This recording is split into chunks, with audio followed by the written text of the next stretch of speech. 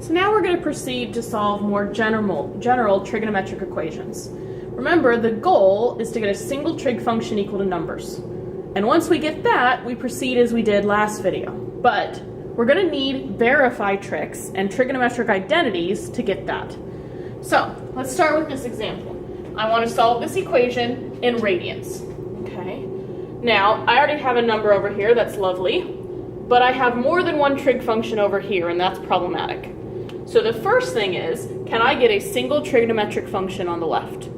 So I either need to turn this into something that resembles that, or this into something that resembles that. I go hunting through my trigonometric identities, and I notice that there is a double angle identity that turns cosine 2x into cosine squareds. Okay, so using the double angle identity, this piece becomes 2 cosine squared x minus 1. I still have the cosine squared x equal to negative 1/4. Okay, so now this is 3 cosine squared x. Adding 1 to both sides equals 3/4. Cosine squared x equals 1/4. So that cosine x equals plus or minus 1/2. Don't forget the plus or minus whenever you take a square root. And I've now reached my first goal, single trig function equal to numbers. Okay, so I'm going to go over here and say x equals, I'm going to write down all the places on the unit circle, remembering to do it in radians, where cosine is 1/2 or negative 1/2. So the first one is pi over 3, and then to get all the coterminal angles, I add plus 2 pi k.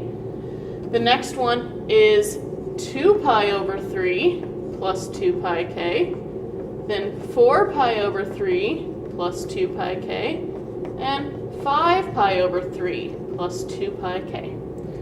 Okay. And those are all the places that satisfy that original trigonometric equation. Okay. Now, we have this one, and this time we want solutions in this range. Okay. I do have a number on one side, but I need to get a single trigonometric equation here. I could use the Pythagorean identity to turn one into the other, but I also noticed that this looks an awful lot like one of the double angle identities. The only difference is the double angle identity has cosine squared minus sine squared. So if I multiply both sides by negative 1, okay, this left-hand side becomes cosine squared minus sine squared, and the right-hand side becomes minus 1/2. By the double angle identity, this is then cosine of 2x equals negative 1/2. And I've reached my goal of a single trig function equal to a number. Okay, so 2x is going to equal all the places on the unit circle where cosine is negative 1/2, and then plus 360k. So that's 120 degrees plus 360k, and 240 degrees plus 360k. Now, of course, I want x, not 2x, so I'm going to divide everything through by 2.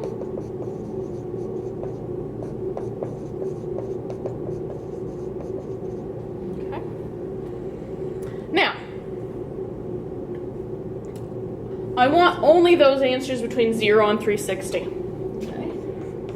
So, I start with this one, and I'm plugging in k equals 0, and I get 60 degrees, and that works. Then I plug in k equals 1, and I get 60 plus 180 is 240, and that works. Then I get 60 plus 360, which is 420, and that doesn't work.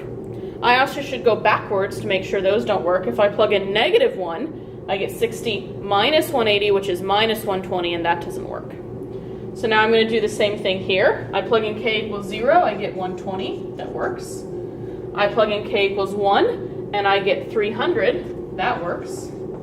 If I plug in k equals 2, okay, I get 480, that doesn't work. If I plug in k equals negative 1, I get minus 60, and that doesn't work.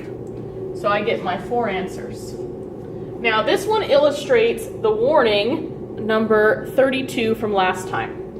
Okay, you may think, well, they're only asking for 0 to 360, so I should have only written down 120 and 240, which would have turned into 60 and 120. But notice, that means I would have missed 2 of the answers. So you really do need the plus 360k or plus 2 pi k, even if the interval they want is from 0 to 360.